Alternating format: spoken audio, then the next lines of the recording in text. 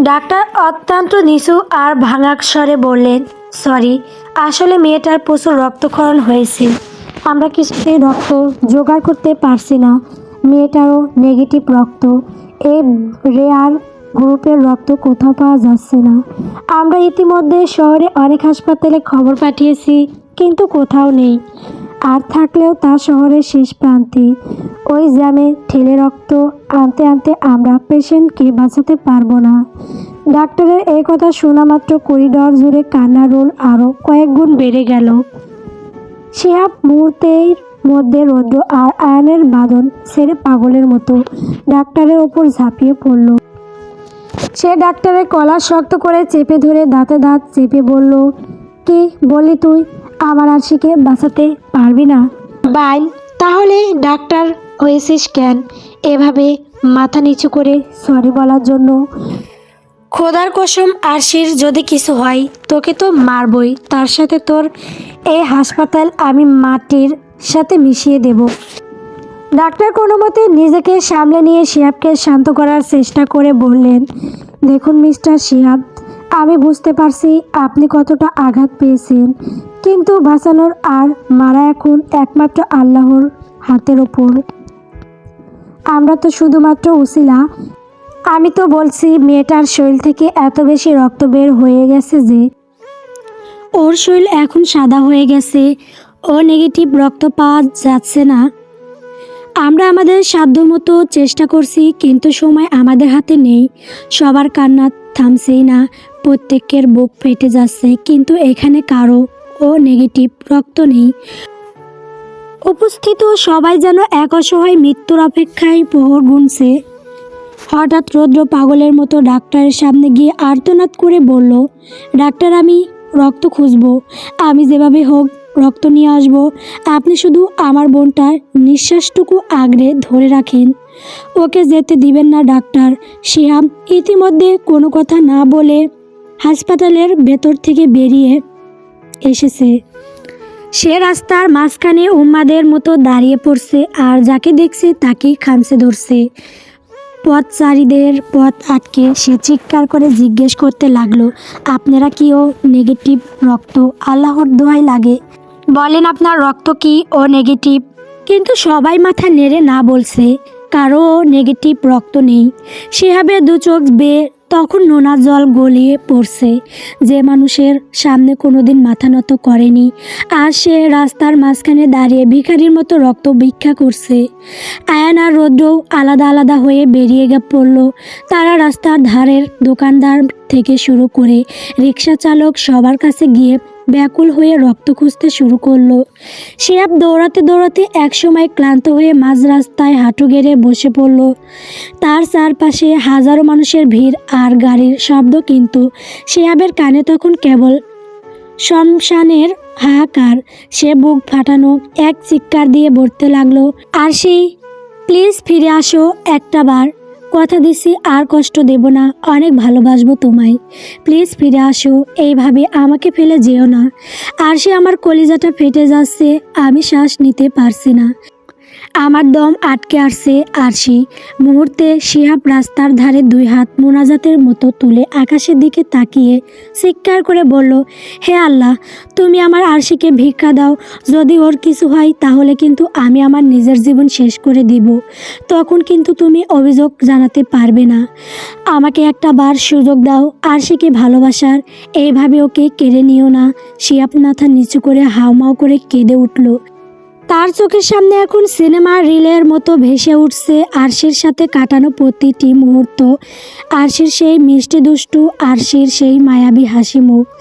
এইসব স্মৃতি যেন শিহাবের বুকটা এফোর ওফোর করে দিচ্ছে।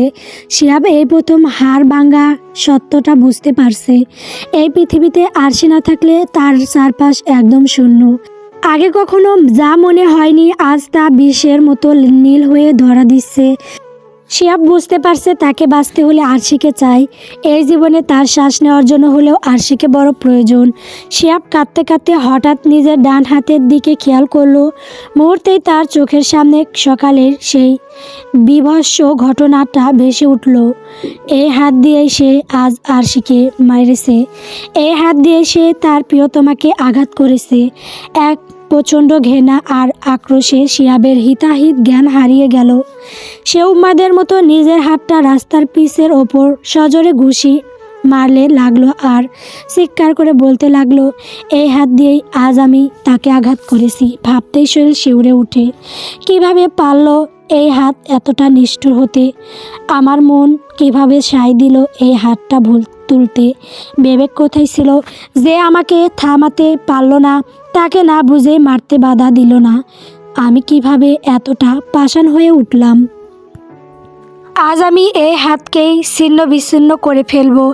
একে আমি আস্ত রাখবো না। শিহাবের প্রতিটি ঘুষির আঘাতে রাস্তার তপ্ত পিচ যেন কেঁপে উঠছে। কয়েকবার আঘাত করার পরই তার হাতের চামড়া ফেটে রক্ত বের হতে শুরু করলো। হাতের ভেতর থেকে এক তীব্র যন্ত্রণার ঢেউ খেলে যাচ্ছে, কিন্তু শিহাবের তাতে কোনো ভ্রুক্ষেপ নেই। সে যেন এক ঘরের মধ্যে আছে। সে শুধু দেখছে আরশিকে আঘাত দেওয়া ওই হাতটাকে শাস্তি পেতে। এদিকে রৌদ্রর চোখে মুখে রাজ্যের অন্ধকার। সে একটা দোকান থেকে বের হয়ে অন্য দোকানে যাওয়ার ওর জন্য উন্মাদের মতো ছুটছে। শরীরের ক্লান্তি বা রাস্তার ধুলাবালি কোনো কিছুই তার নজর কাড়ছে না। তার মাথায় শুধু একটাই শব্দ ঘুরছে, রক্ত। ও নেগেটিভ রক্ত না পেলে তার আদরের বোনটা আজ নিভে যাবে। হঠাৎ কারোর সাথে সজোরে ধাক্কা লেগে রৌদ্র ছিটকে পড়ল। সে মাথা নিচু করে কাপা গলায় বলল, সরি ভাই, আসলে আমি খেয়াল করিনি, আমি ঠিক নেই। যার সাথে ধাক্কা লেগেছে সে থমকে দাঁড়িয়ে অবাক হয়ে বলল, আরে আপনার সাথে এভাবে আমার দেখা হয়ে যাবে ভাবতেও পারিনি। রৌদ্র ঝাপসা চোখে তাকিয়ে দেখল সেই দিনের মেয়েটা সৃজনী। রৌদ্রের বিধ্বস্ত চেহারা আর চোখ ভরা জল দেখে সৃজনী চমকে উঠল। সে বেকুল হয়ে জিজ্ঞেস করলো, কি ব্যাপার, আপনার এই অবস্থা কেন? আপনি কি এভাবে কাঁদছেন কেন? রৌদ্র কোনো মতে চোখের পানি মুছে রৌদ্রশ্বাসে বলল, আমার বোনের খুব ভয়াবহ অ্যাক্সিডেন্ট হয়েছে। ওর শরীর থেকে সব রক্ত বের হয়ে গেছে। আমি রক্ত খুঁজছি কিন্তু কোথাও পাচ্ছি না। সৃজনী পরিস্থিতি বুঝতে পেরে দ্রুত জিজ্ঞেস করলো, বলেন কি গ্রুপের রক্ত লাগবে? ও নেগেটিভ।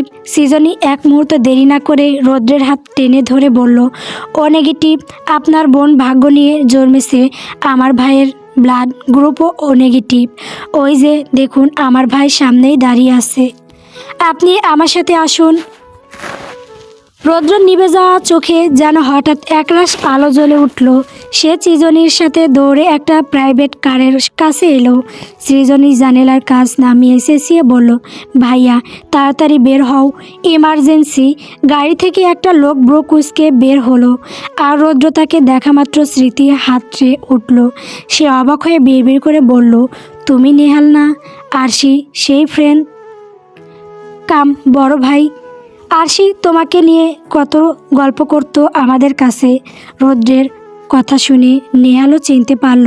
সে হাসি মুখে কমরডনের জন্য হাত বাড়িয়ে বলল, আরে রৌদ্র যে, কেমন আছো ভাইয়া?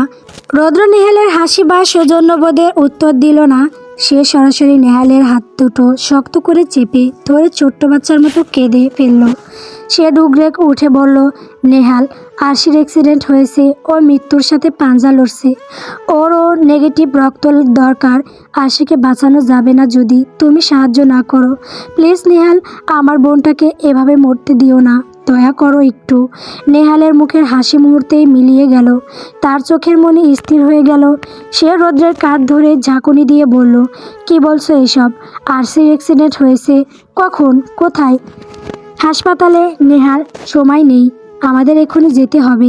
সৃজনী তখন পাশ থেকে অবাক হয়ে বলল, ভাইয়া তোমরা কি আগে থেকে পরিচিত? নেহাল ব্যস্তভাবে গাড়ির দরজা খুলতে খুলতে বলল, হ্যাঁ, সেসব পরে হবে। সৃজনী, তুই গাড়িতে বস। রৌদ্র, তুমি তোমার গাড়ি নিয়ে টানো, আমি ঠিক তোমার পিছনে আসছি। এক সেকেন্ডও দেরি করা যাবে না। রৌদ্রের শরীরে যেন অমানবিক এক শক্তি ফিরে এলো। সে দৌড়ে গিয়ে নিজের গাড়িটা স্টার্ট দিল। ইঞ্জিনের গর্জনে সে তার মনের সব আর্তনাদ মিশে গেল। রৌদ্রের গাড়িটা বাতাসের গতিতে হাসপাতালের দিকে ছুটতে লাগলো। আর নেহাল তার ঠিক পেছনেই নিজের গাড়িটা ধাওয়া করতে লাগলো। হাসপাতালের সামনে টায়ার ঘষার বিকট শব্দে গাড়ি থামলো। রৌদ্র এক মুহূর্ত দেরি না করে নেহালকে প্রায় টেনে হিঁচড়ে হাসপাতালের ভিতরে নিয়ে গেল। করিডোরে পা রাখতে রৌদ্র উন্মাদের মতো চিৎকার করে ডাক্তার ডাকতে শুরু করলো। তার গলার আওয়াজে পুরো করিডোর কেঁপে উঠল। ডাক্তার এগিয়ে আসতেই নেহাল রৌদ্রকে থামিয়ে দিয়ে গম্ভীর অথচ ধীর গলায় ডাক্তারকে বলল, ডাক্তার, কত রক্ত লাগবে আপনার? আমার শরীর থেকে সব রক্ত নিয়ে নিন। আমার শরীরের শেষ রক্তবিন্দু দিয়ে হলেও আরশিকে বাঁচান। ডাক্তার নেহালের কথা শুনে আশার আলো দেখতে পেলেন। তিনি কালক্ষেপণ না করে নেহালকে দ্রুত ইমার্জেন্সি রুমে নিয়ে গেলেন। ওপাশ রোশনি খানের জ্ঞান ফিরেছে। তিনি তনুজা খানের কাঁধে মাথা রেখে অজরে কাঁদতে কাঁদতে শুধু আল্লাহকে ডাকছেন। তার চোখের জল শুকিয়ে এখন গাল নোনা হয়ে গেছে। সৃজনী রৌদ্রের বিধ্বস্ত পরিবারের দিকে একবার তাকালো। সবার চোখে মুখে মৃত্যুর বিভীষিকা আর হারানোর ভয়। সে বুঝতে পারলো এটাই রৌদ্রের পরিবার। এই মানুষগুলোর কাছে আরশি শুধু একটা নাম নয়, আরশির তাদের কলিজার অংশ। সৃজনী শান্ত হয়ে এক কোণে দাঁড়িয়ে রইল। তার চোখেও জল চিকচিক করছে। রৌদ্র আয়ানকে ফোন করে জানিয়ে দিল যে রক্ত পাওয়া গেছে। আয়ান আসার পথে শিহাবকে বিধ্বস্ত অবস্থায় দেখতে পায় এবং তাকে এক প্রকার জোর করেই সাথে নিয়ে হাসপাতালে আসে। হাসপাতালের করিডোরে এখন এক ভয়াবহ নীরবতা। রোশনি খান থেকে শুরু করে পরিবারের সবাই এখন মন প্রাণ খুলে দোয়া করছে আর আল্লাহকে ডাকছে। শিহাবের শরীরে সব শক্তি যেন নিভে গেছে। সে করিডোরের এক কোণায় দু পা বিছিয়ে দপ করে বসে পড়ল। তার পিঠটা দেওয়ালের সাথে ঠেকে আছে। চোখের জল শুকিয়ে এখন সেখানে কেবল নোনা দাগ অবশিষ্ট। দীর্ঘক্ষণ পর অপারেশন থিয়েটারের ভারী দরজা খুলে গেল। ডাক্তার বের হলেন আর তার ঠিক পেছনে নেহাল, যে হাত থেকে রক্ত নেওয়া হয়েছে। নেহাল সেই হাত শক্ত করে তুলোর চেপে ধরে আছে। তার মুখটা রক্তশূন্যতায় কিছুটা ফ্যাকাশে। নেহালকে টলকে দেখে সৃজনী দ্রুত এগিয়ে গিয়ে তাকে ধরল। ডাক্তারকে দেখা মাত্রই আনোয়ার খান অস্থির হয়ে সামনে গিয়ে দাঁড়ালেন। তার কণ্ঠস্বর মিনতি ঝরে পড়ল, ডাক্তার, আমার মেয়ে কেমন আছে? ও কি ঠিক আছে তো? ডাক্তার এবারও মাথা নিচু করে অত্যন্ত অসহায় গলায় বললেন, দেখুন, রক্তের যে অভাব ছিল সেটা পূরণ হয়েছে, কিন্তু সমস্যাটা অন্য জায়গায়। আপনার মেয়ে নিজেই এখন আর বাঁচতে চাইছে না। মেডিকেল সায়েন্সে আমাদের করার অনেক কিছু থাকে, কিন্তু পেশেন্টের যদি নিজের ইচ্ছা শক্তি না থাকে তবে আমরা নিরুপায়। আমার মনে হয় আপনার মেয়েকে কেউ প্রচণ্ডভাবে হার্ট করেছে, যার অভিমানে ও নিজেই নিজের জীবনটা ছেড়ে দিতে চাচ্ছে। রোগী যদি এভাবে নিজেকে গুটিয়ে নেয় তবে আমি আগেই মাপ চেয়ে নিচ্ছি, যে কোনো সময় ওর নিঃশ্বাস থেমে যেতে পারে। ডাক্তারের এই কথাগুলো প্রতিটি মানুষের বুকে তপ্ত সীসার মতো বিঁধল। শান্ত চৌধুরী এতক্ষণ স্থির হয়ে সব দেখছিলেন, কিন্তু এবার তার ধৈর্যের বাঁধ মানল না।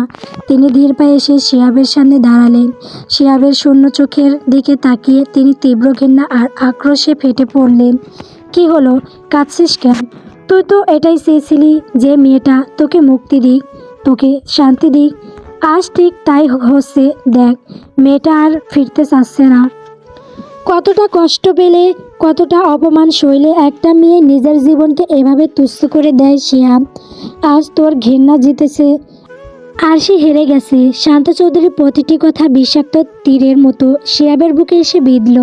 প্রতিটি শব্দ যেন কলিজার ভেতর কেউ ধাঁধালো ছুরি দিয়ে জ্যান্ত চিরে ফেলল। আরশি বাঁচতে চাইছে না, না, এটা হতে পারে না। আরশি না বাঁচলে শিহাব এই মৃত্যুবৎ শরীর নিয়ে কার জন্য বাঁচবে? আরশিকে ফিরতেই হবে, যে কোনো মূল্যে, যে কোনো বিনিময়ে। মুহূর্তে হিতাহিত জ্ঞান হারিয়ে শিহাব টলতে টলতে গিয়ে ডাক্তারের পা জড়িয়ে ধরল। মেজের ওপর মাথা ঠুকে হাউমাউ করে কাঁদতে কাঁদতে সে বলতে লাগলো, ডাক্তার, আমার নিঃশ্বাসের কসম লাগে জাস্ট একটা বার আমাকে আরশির কাছে যেতে দিন, জাস্ট একটা মুহূর্তের জন্য ওকে দেখতে দিন। আমি আপনার পায়ে পড়ি ডাক্তার, দোহাই লাগে আপনার, আমাকে আমার আরশির সাথে একটু দেখা করতে দিন। ডাক্তার শিহাবের এই বিধ্বস্ত রূপ দেখে কিছুটা থমকে গেলেন। তিনি অত্যন্ত গম্ভীর মুখে বললেন, দেখুন মিস্টার শিহাব, রোগীর অবস্থা এখন চরম সংকটজনক। আপনি যদি ওখানে গিয়ে আবার কোনো প্রবলেম করেন তবে সেটার তার জন্য কাল হয়ে দাঁড়াবে। তার হার্টবিট খুব দুর্বল আর সে কোনোভাবেই বাঁচার জন্য রেসপন্ড করছে না। শিহাব এবার নিজের দুহাত জোর করে বুক ফাটানো আর্তনাদ নিয়ে বলল, ডাক্তার আমি শপথ করছি আমি কোনো পাগলামি করব না, আমি কিছু করব না ডাক্তার, আমি জাস্ট একটু দূর থেকে আমার আরশিকে এক নজর দেখব। আমার খুব কষ্ট হচ্ছে ডাক্তার, আমার বুকের ভেতর কেমন যেন ভীষণ ব্যথা হচ্ছে, আমি আমি ঠিকমতো শ্বাস নিতে পারছি না। ডাক্তার আমার উপর একটু দয়া করুন, আমাকে ওর কাছে যেতে দিন, আমি আর সহ্য করতে পারছি না, আমি পাগল হয়ে যাব ডাক্তার। সে আবার সেই হাহাকারের হাসপাতালের করিডোরের ভারী বাতাস যেন আরও গমট হয়ে উঠল। তার চোখে জল ডাক্তারের জুতোর ওপর পড়ছে। যে শিহাব আরশিকে দেখতে পারতো না, আর সে আরশিকে এক পলক দেখার ভিক্ষায় রাস্তার ধুলোয় মিশে গেছে। ডাক্তার শিহাবের চোখের সেই গভীর হাহাকার আর আকুতি দেখে আর না বলতে পারলেন না। তিনি দীর্ঘশ্বাস ফেলে নার্সকে উদ্দেশ্য করে বললেন, ওকে স্টেরাইল গাউন পরিয়ে ভেতরে নিয়ে যাও, তবে সাবধান, একদম কোনো শব্দ করা যাবে না। নার্স ডাক্তারের নির্দেশ মতো শিহাবকে একটি নীল রঙের স্টেরাইল গাউন পরিয়ে দিল। শিহাবের প্রতিটি কদম যেন এক একটা পাহাড়ের মতো ভারী মনে হচ্ছে। সে যখন ধীরে ধীরে আইসিইউর সেই হিমল শীতল কেবিনে ঢুকলো, তার কলিজাটা যেন মুহূর্তে স্যাঁত করে উঠল। ভেতরে কোনো শব্দ নেই, শুধু যান্ত্রিক কিছু বিপ বিপ আওয়াজ আর আরশি টেনে টেনে নেওয়া নিঃশ্বাসের শব্দ। বেডের উপর আরশি শুয়ে আছে অসহায়, নিথর, ওর মাথায় সাদা ব্যান্ডেজটা রক্তে ভেজা, মুখটা বিশাল এক অক্সিজেন মাস্ক ঢাকা। সেই মাস্কের ভেতর দিয়ে আরশির নিঃশ্বাসগুলো কাচের গায়ে কুয়াশা তৈরি করছে। ওর দুই হাতে অসংখ্য সুচ আর পাইপ ঢুকানো, যা দিয়ে জীবনদায়ী ওষুধ আর নেহালের দেওয়া রক্ত ওর শরীরে প্রবেশ করছে। আর সে একদম সোজা হয়ে শুয়ে আছে, ঠিক যেই একটা সাদা পাথরের মূর্তির মতো। ওর সেই চঞ্চলতা নেই, সেই দুষ্টুমি নেই, নেই শিহাবের ওপর করা সেই হাজারো অভিমানের কথা। শিহাব কাঁপতে কাঁপতে আরশির বেডের পাশে গিয়ে দাঁড়ালো। ওর পায়ের শক্তি যেন একদম ফুরিয়ে গেছে, সে আর দাঁড়িয়ে থাকতে পারল না। আরশির একদম কাছে ফ্লোরে হাঁটু গেড়ে বসে পড়ল। শিহাবের চোখ থেকে টপ টপ করে অশ্রু গড়িয়ে হাসপাতালের সাদা ফ্লোরে পড়ছে। চারদিকের হিমশীতল নীরবতায় কেবল শিহাবের কান্নায় অস্ফুট শব্দ আর আরশির যান্ত্রিক নিঃশ্বাসের আওয়াজ। শিহাব নিজের কাঁপতে থাকা দুই হাত বাড়িয়ে আরশির বাম হাতটা পরম মমতায় নিজের মুঠোর মধ্যে নিয়ে নিল। সেই হাতটা আজ বরফের মতো ঠান্ডা হয়ে আছে। শিহাব নিজের কপাল আরশির হাতে ওপর ঠেকিয়ে আর্তনাদ করে বলতে লাগলো, আরশি শুনতে পারছো? তোমার এই অপরাধী প্রেমিক কি বলছে? আরশি শোনো না, আমি না অনেক বড় ভুল করে ফেলেছি, জানি আমাকে মাফ করা যায় না আরশি, আমি ক্ষমার অযোগ্য, কিন্তু আমাকে একটাবার মাফ করো প্লিজ আরশি, একবার ফিরে আসো। শিহাবের চোখের জল আরশির হাতের ওপর মাখামাখি হয়ে যাচ্ছে। সে আরশির নিথর হাতের আঙুলগুলোতে নিজের মুখ গুজে ফুঁপিয়ে কেঁদে উঠল। তার কণ্ঠস্বর এক বুক হাহাকার। তোমাকে যতটা কষ্ট দিয়েছি আরশি, কথা দিচ্ছি তার থেকেও বেশি ভালোবাসা দিয়ে তোমার সব ক্ষোভ মুছে দিব। তোমাকে আর কখনো চোখের জল ফেলতে দেব না, শুধু একবার চোখটা খুলো না আরশি। তোমাকে এভাবে নিথর হয়ে শুয়ে থাকতে দেখে আমার কলিজাটা ফেটে যাচ্ছে। আমি যে আর নিতে পারছি না আরশি, আমি একদম মরে যাব তোমাকে ছাড়া। প্লিজ আরশি চোখ খুলো। শিহাব আরশির হিমশীতল হাতের ওপর কপাল ঠেকিয়ে টুকরে কেঁদে উঠল। তার চোখের উত্তপ্ত জল আরশির নিথর চামড়ার মিশে যাচ্ছে। ভাগ্যের কি নির্মম পরিহাস। আজ আরশি মৃত্যুর মুখে দাঁড়িয়ে বলেই শিহাবের কাছে তার কদর এত বেড়েছে। এই আরশি যখন সুস্থ ছিল তখন সে একটুখানি ভালোবাসার জন্য শিহাবের পিছনে ছায়ার মতো ঘুরে বেড়াতো। আর শিহাব যেভাবে কাঁদছে, আরশি যদি অসুস্থ অসহায় এক দৃষ্টি দেখত তবে মেয়েটা খুশিতে পাগল হয়ে যেত। শিহাবের চোখের এক ফোঁটা জল মোছার জন্য সে নিজের সারা দুনিয়া বিসর্জন দিয়ে দিত। কিন্তু আজ সেই চঞ্চল মেয়েটা বড্ড শান্ত, বড্ড চুপচাপ। তার এই নীরবতা যেন এক পাহাড়ের অভিমান। সে যেন বুঝিয়ে দিচ্ছে, অনেক তো অবহেলা করেছো, এবার আমি সারা জীবনের জন্য চুপ হয়ে যেতে চাই। শিহাব এবার পুনরায় কাঁদতে কাঁদতে ভেঙে পড়া গলায় বলল, আমি বুঝতে পারছি আরশি, তুমি ছাড়া আমার এই জীবনটা একদম শূন্য। এই জীবনে বেঁচে থাকতে হলে আমার তোমাকে চাই। লাস্ট বারের মতো একবার সুযোগ দাও, ফিরে আসো আরশি। আমার জীবনে সব কসম দিয়ে বলছি, এরপর থেকে এক চুল পরিমাণও কষ্ট তোমাকে আর দেব না। আমার প্রিয়তমা আরশি, প্লিজ ফিরে আসো। একটা বার শিহাবের ঠোঁটে ঠোঁট আরশির হাতের উপর কাঁপছে। সে পাগলের মতো আরশির হাতের আঙ্গুলগুলোতে চুমু খাচ্ছে আর নিজের বুকের সবটুকু হাহাকার উজাড় করে দিচ্ছে। শিহাব এবার একটু জোরেই কেঁদে উঠল। তার গলার স্বর কান্নায় ভেঙে চুরমার হয়ে যাচ্ছে। সে আরশির হাতের উপর মুখ গুজে আরতি জানালো, আরশি আমার সোনা, একটু চোখটা খোলো। আমি যে আর পারছি না, আমার আমার নিঃশ্বাস বন্ধ হয়ে আসছে, বুকে ভীষণ কষ্ট হচ্ছে আরশি। একটু দয়া করো তোমার এই অপরাধী হাজবেন্ডের ওপর। এইভাবে আমাকে একা ফেলে যেও না, আমি আমি পাগল হয়ে যাব। শিহাবের মনে হলো আরশি যেন খুব দূর থেকে তার ডাক শুনতে পারছে। সে নিজের সমস্ত আবেগ এক জায়গায় জড়ো করে ধীরে ধীরে মুখটা আরশির কানের কাছে নিয়ে এলো। খুব কাছ থেকে আরশির কানের কাছে একদম মধুর স্বরে গভীর মমতা নিয়ে বলল, I love you Arshi, I love you so much. কথাটা শেষ হতে না হতেই যেন এক আলোকিত ঘটনা ঘটে গেল। আরশি হঠাৎ এক দীর্ঘ আর বিশাল শ্বাস নিল। তার বুকটা অনেকটা উঁচুতে উঠে গেল। আর ঠিক সেই মুহূর্তেই সে তার অবশ হাত দিয়ে শিহাবের হাতটা শক্ত করে খামচে ধরল। আরশি সমান তালে বড় বড় শ্বাস নিতে লাগলো, যেন সে ডুবন্ত অবস্থা থেকে তীরের দেখা পেয়েছে। শিহাব ভয় আর আনন্দে উন্মাদের মতো হয়ে গেল। সে পাগলের মতো চিৎকার করে ডাক্তারকে ডাকতে লাগলো, ডাক্তার ডাক্তার, দেখুন আরশি শ্বাস নিচ্ছে, ও আমার হাত ধরেছে, ডাক্তার জলদি আসুন। ডাক্তার এবং নার্সরা ঝড়ের গতিতে ভেতরে ঢুকে পড়লেন। ডাক্তার আশিস পালস এবং মনিটর পরীক্ষা করে বিস্ময়ে আর খুশিতে নার্সদের উদ্দেশ্য বললেন, আলহামদুলিল্লাহ, রোগী রেসপন্স করছে, মিরাকল ঘটে গেছে। তাড়াতাড়ি পেশেন্টকে মেন আইসিইউ সেট আপে নিন, কুইক। শিহাব সাহেব আপনি বাইরে যান, আমরা এখন ওকে অবজারভেশনে নেব। গল্প নির্লজ্জ ভালোবাসা। গল্পটি কেমন হয়েছে কমেন্ট করে বলবেন। পরবর্তী পাওয়ার জন্য অবশ্যই আমার চ্যানেলটিকে সাবস্ক্রাইব করবেন। ধন্যবাদ।